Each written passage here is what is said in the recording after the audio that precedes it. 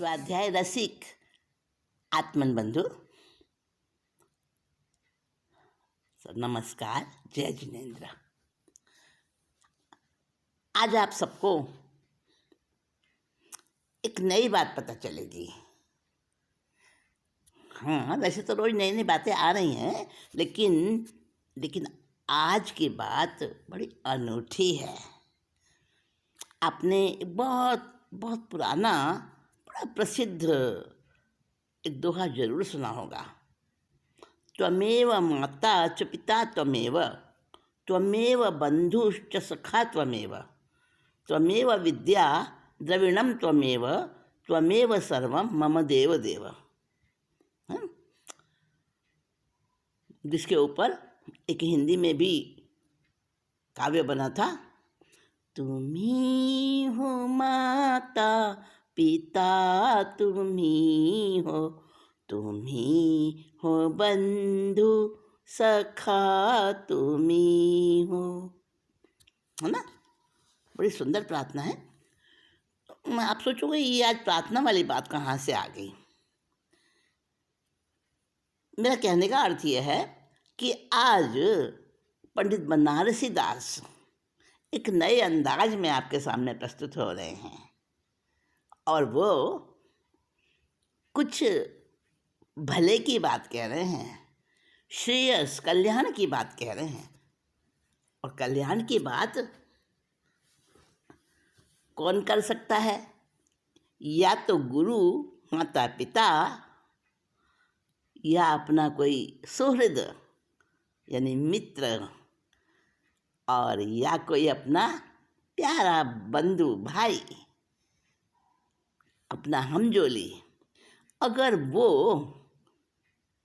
बातों बातों में, खेल खेल में अपने को अच्छा रास्ता दिखाता है तो पता भी नहीं चलता और सहज सहज में कार्य हो जाता है। हाँ, तो आज की परमार्थ भरी शिक्षा वो कैसे अंदाज में बनारसी दास जी दे रहे हैं, सुने। बनारसी कहे भैया भव, सुनो मेरी सीख, कहूँ भांति कैसे हूँ के ऐसो काजू कीजिए। एकहु मुहूर्त मिथ्यात को विध्वंस होई, ज्ञान को जगाई अंश हंस खोज लीजिए। वाही को विचार वा को ध्यान, यह कौतूहल यही भरी जन्म परम रस पीजिए। तजी भव वास को विलास सविकार रूप, अंत करी मोह को अनंत काले जीजिए, अंत करी मोह को अनंत काले जीजिए। देखिए, बनारसी दास बड़े प्यार से कह रहे हैं, बनारसी कहे भैया भव्य। अरे भव्य जीव, तुम तो मेरे बंधु हो, तुम तो मेरे मित्र हो। अरे भैया, भव्य हो तुम, पक्का पक्का भव्य हो। मैंने अच्छे से समझ लिया है। इतना समय हो गया हम आपस में बातें कर रहे हैं और तुम्हें वो मेरी बातें अच्छी लग रही हैं। तो पता चल गया कि तुम भव्य हो। क्योंकि अगर भव्य नहीं होते ना तो तुम इन बातों में रस नहीं लेते। तो पक्की बात है, तुम भव्य हो। अब भव्य मेरे भाई,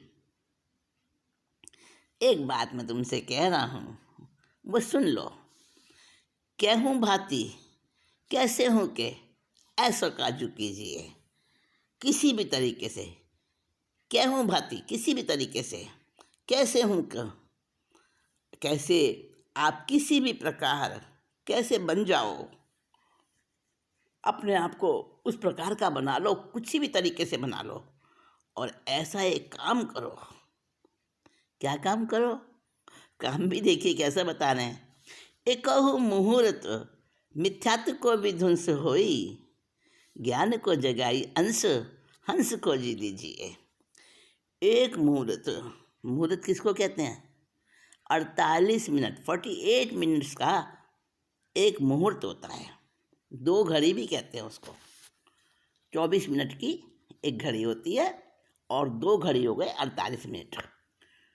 तो 48 मिनट यानी दो घड़ी के लिए, बस बहुत ज़्यादा नहीं, दो घड़ी के लिए तुम भेद विज्ञान में स्थिर हो जाओ। पिछली मीटिंग में कहा था ना, भेद विज्ञान को ऐसा बताया था, किट्टी माँ जैसे सोने से किट्टी माँ अलग की जाती है, वैसे ही अग्नि के संयोग से वो किट्टी माँ अलग होती है, वो सोने का मैल अलग होता है। और वो कार्य ऐसे बड़े पैमाने पर त्वरित गति से और 100% सही प्रोसेस से वो काम कर लो, तो एक मुहूर्त में अगर तुमने कर लिया, दो घड़ी भी अगर रह गए, दो घड़ी अपने आप के पास में आ जाओ, खुद को समा जाओ, खुद में समा जाओ, खुद से समा जाओ। एक मुहूर्त यानी दो घड़ी अगर तूने मिथ्यात्व का विध्वंस, उसे रोक लिया मिथ्यात्व को और उसका नाश कर दिया, दो घड़ी में नाश हो जाएगा उसका। कितना समय का लंबा अंधेरा हो और सूर्य की किरण निकलते ही, प्रकट होते ही सूर्य की किरण, सारा अंधेरा कैसे विलीन हो जाता है। इसी प्रकार ये मिथ्यात्व का अंधेरा कुछ भी नहीं है, बोले ही कितने कितने जन्मों का हो, कब से हो, लेकिन इसको मिनट भी नहीं लगेगा भागते हुए। वो ज्ञान का सूर्य जब निकल आएगा तो मिथ्यात्व का विध्वंस हो जाएगा। और वो विध्वंस करने के लिए क्या करना पड़ेगा? ज्ञान को जगाई अंश, एक अंश किरण को भी कहते हैं।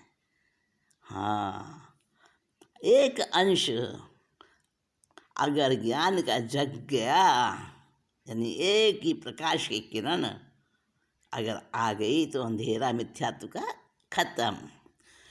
ज्ञान को जगाई अंश, हंस खोज लीजिए। हंस यानी अपनी आत्मा को खोज लो। कितनी देर?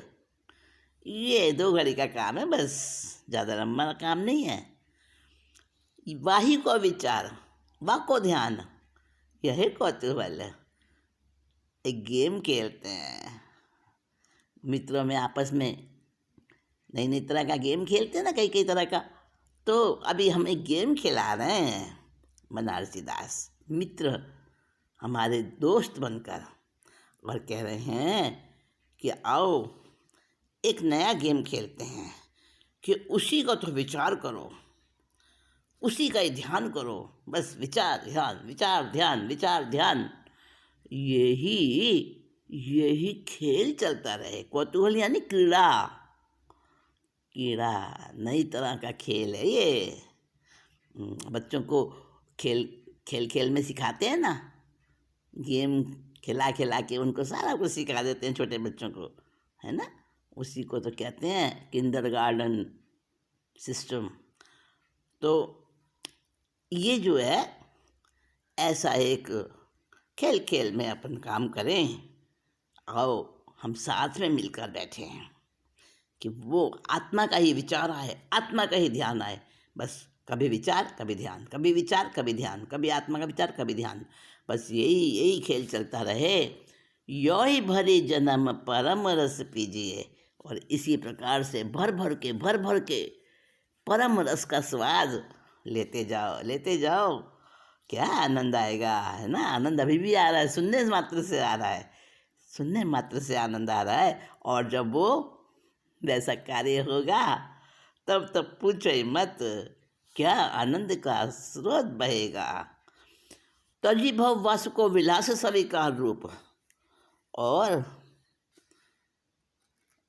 भववास को विलास, उसको भववास यानी भव कहते हैं संसार को, वास माने संसार में रहना, संसार में रमण होना। तो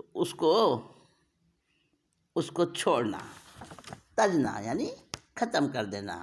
राग द्वेष का भरा हुआ जो संसार है, उसी का तो नाम है दुनिया, उसी का तो नाम है कर्म बंध, उसी का तो नाम है कर्म फल का भोग, और उसी का नाम है संसार, उसी का नाम है भव भ्रमण, है ना। और तो बता रहे हैं भववास को विलास स्वीकार रूप। स्वीकार का मतलब है, देखो स्वीकार का यहाँ पे दो अर्थ है। सविकार, जिसमें विकार भरा है, ऐसा संसार, और विकार और वह विलास वाला लगता है, बड़ा अच्छा लगता है, मन को भाता है, ऐसा संसार का भाव भ्रमण और विलास का। और स्वीकार रूप का एक अर्थ और है यहाँ पर, स्वीकार भाव। उसको स्वीकार भाव से, यानी उसमें कोई रिएक्शन नहीं, कोई किसी तरह का कमेंट नहीं, अच्छा बुरा, पसंद नापसंद सब खत्म। तो ये संसार को जीतने का, भव भ्रमण से छुटकारा पाने का ये शब्द स्वीकार रूप। हाँ, ये संसार के साथ भी जुड़ रहा है कि जो विकार से भरा हुआ, राग द्वेष से भरा हुआ संसार का स्वरूप है, और उसका स्वीकार रूप यानी स्वीकार भाव से उसका अंत किया जा सकता है। ऐसे मोह को अंत करके, अंत करी मोह को अनंत काल जीजिए माने जीवित रहो, अमर हो जाओ अनंत काल तक। यानी सिद्ध कभी मरते हैं क्या? हाँ, अमर शब्द देवता के लिए भी आता है, देवी देव के लिए भी, परंतु उनके लिए तो झूठा हो गया, क्योंकि एक समय आता है लंबी आयु होने के बाद भी देव और देवी को वो सारे सुख छोड़ने पड़ते हैं। पर अमर जो है ना, अनंत काल तक अमर, कभी मरना ही ना पड़े, वो है सिद्ध का स्वरूप। जब अपना आत्मा प्राप्त हो जाए तो उसके बाद में तो जन्म मरण से मुक्ति, वो ही सच्चा अनंत काल तक जीने का, अमर होने का वही एक तरीका है। तो बड़ा प्यार से मित्र और आत्मीय बनकर वो हमें बड़ा मीठा मीठा घूंट पिला रहे हैं, अमृत का घूंट पिला रहे हैं, और कह रहे हैं भाई एक काम ये करें कि एक अंतर्मुहूर्त के लिए बस 48 मिनट से कम होता है अंतर्मुहूर्त, तो बस उतनी दूर तक हम अपने में मग्न अगर हो जाए तो हमेशा हमेशा का झंझट ही मिट जाए। तो बड़े प्यार से मित्र बनकर आज हमें परमार्थ की राह बता रहे हैं, परमार्थ की शिक्षा दी है पंडित बनारसी दास ने। तो एक खेल खेलने का भी उन्होंने बोला है। कौन सा खेल खेलना? यह कौतूहल, वाही को विचार, वाह को ध्यान, यही कौतूहल। हाँ, बस यही खेल खेलो, बस कभी विचार, आत्मा का ही विचार, आत्मा का ही ध्यान, अपने स्वरूप का ही विचार, अपने स्वरूप का ही ध्यान। ये खेल खेलते रहो, कहाँ खो गए? हाँ हाँ अभी तो मैं चलूँगी, और खेल खेलते रहेंगे बाद में हम अपने अपने स्थान पर, अपने अपने तरीके से हम ये खेल खेलेंगे।